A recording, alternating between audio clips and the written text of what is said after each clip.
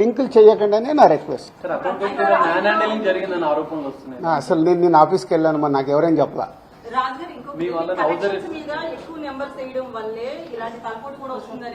అది మొత్తం ఇండస్ట్రీ అంతా కలిపి మాట్లాడతాం, అది నేను ఇండివిజువల్ గా మాట్లాడకూడదు. అలాంటి ఏదైనా ఉంటే కరెక్ట్ చేయాల్సిందే, ఇండస్ట్రీ తరఫున కరెక్ట్ చేయాలి. 22 నుంచి మీరు ఐటీ ఫైల్స్ చేశారా సార్? ఎవ్రీ ఇయర్ ఉంటుంది. 22 నుంచి అంటే ఎవ్రీ ఇయర్ ఉంటుంది.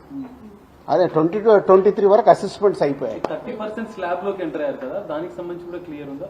ఏంటది? ₹1 కోటి దాటితే ఐటీ అన్నదాన్ని మీరు ఎక్కడున్నారండి బాబు? నా కంపెనీ టర్న్ ఓవర్ అంతా 30% గురించి మాట్లాడుతామండి.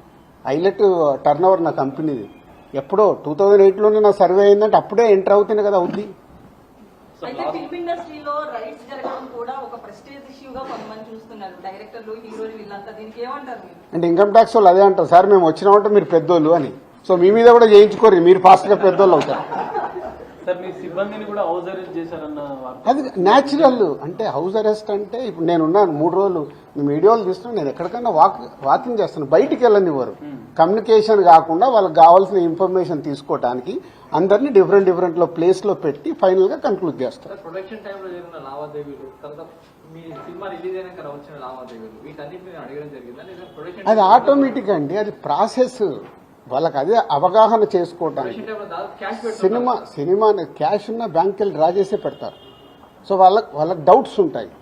డౌట్స్ ఉన్నప్పుడు క్లారిఫై చేయాల్సిన రెస్పాన్సిబిలిటీ మాదే కదా. సో అలా ఒక్కొక్కటి ప్రొడక్షన్ ఏంటి, డిస్ట్రిబ్యూషన్ ఏంటి, ఎగ్జిబిషన్ ఏంటి, ఎలా ప్రాసెస్లో ఉంటాయి అన్ని ఎక్స్ప్లెయిన్ చేస్తూ వచ్చాను. మీ దగ్గర ₹5 lakhs అని అన్నారు, శిరీష్ గారి దగ్గర 4.5, at the same time Hanshitha